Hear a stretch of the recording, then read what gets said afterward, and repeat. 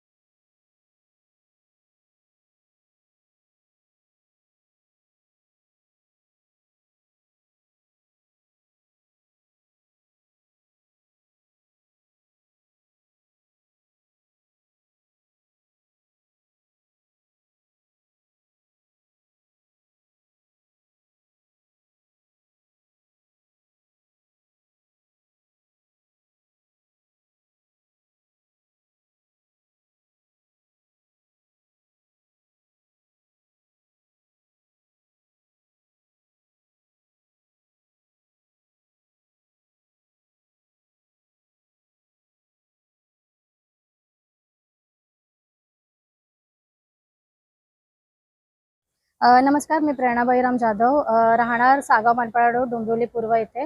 मी माझ्या राहत्या ठिकाणी आमचं चाळीत आधी घर होतं। 2017 साली रामचंद्र गणपत माने हे आमच्या चाळीत आले आणि त्यांनी बिल्डिंग रिकन्स्ट्रक्शनचा प्रस्ताव मांडला। त्या प्रस्तावामध्ये त्यांनी असं सांगितलं की आम्ही व्यवस्थित योग्यरित्या लीगल बिल्डिंग बांधून देऊ आणि त्यावेळेस आम्ही सर्व चाळीतले लोक मंजूर झालो आणि त्यांनी बिल्डिंग कन्स्ट्रक्शनसाठी घेतलं।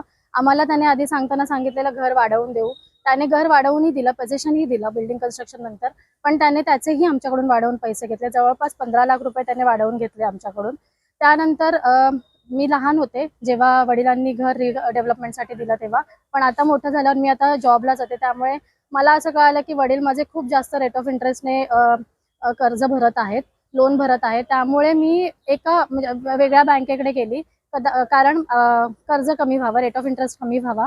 त्यामुळे बँकेकडे गेलं असता कळालं की जे बिल्डिंगचे डॉक्युमेंट्स आहेत, ओरिजिनल डॉक्युमेंट जसं की OC CC काहीच उपलब्ध नव्हतं। त्यामुळे अजून इन्व्हेस्टिगेशन केल्यावर कळालं की ती बिल्डिंग कंप्लीट इलिगल आहे आणि त्यासाठी आम्ही ठाणे जिल्हा परिषद इथे RTI ही दिला आणि त्या RTI मध्ये आम्हाला कळालं की बिल्डिंगसाठी कोणतीही परवानगी ठाणे जिल्हा परिषद यांनी दिलेली नाही आणि आमच्या परचेस ॲग्रीमेंटमध्ये ठाणे जिल्हा परिषदची रीतसर परवानगी अटॅच केलेली आहे। त्यामुळे ती परवानगी ही खोटी आहे। तसंच ठाणे जिल्हा परिषदचे खोटे सही शिक्के त्या परवानगीवरती आहेत।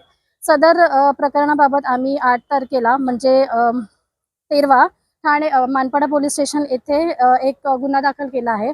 या गुन्ह्यामध्ये रामचंद्र गणपत माने, लक्ष्मण मिसाळ, तसेच रामचंद्र गणपत माने, मोहनलाल अचलजी चौधरी, रामदास टेकाळे व लक्ष्मण मिसाळ हे 4 आरोपी आहेत। यांच्या विरुद्ध आम्ही गुन्हा दाखल केलेला आहे। तरी पण आज 3 दिवस झाले तरीही त्यांना काही अटक झाली नाही। सदर आरोपी हे एका विशिष्ट पॉलिटिकल पार्टीशी संबंध आहे त्या लोकांचा, कदाचित म्हणून त्यांचं अजून अटकेचं काही झालेलं नाहीये। त्यामुळे आमचं असं म्हणणं आहे की ACP सर, DCP सर आणि मानपाडा पोलीस स्टेशनमधील सिनियर इन्स्पेक्टर जे आहेत त्यांनी तातडीने याच्यावर कार्यवाही करावी आणि जे आरोपी आहेत त्यांना लवकरात लवकर अटक करण्यात यावी. आणि जर अटक करण्यात नाही आले तर आम्ही DCP ऑफिसच्या बाहेर आमरण उपोषणासाठी बसणार आहोत. त्यामुळे आमची अशी विनंती आहे की त्यांना तातडीने अटक करून योग्य ती कार्यवाही व्हावी. ताज्या घडामोडींसाठी स्वानंद न्यूजला सबस्क्राईब करा आणि बेल आयकॉनवर क्लिक करा.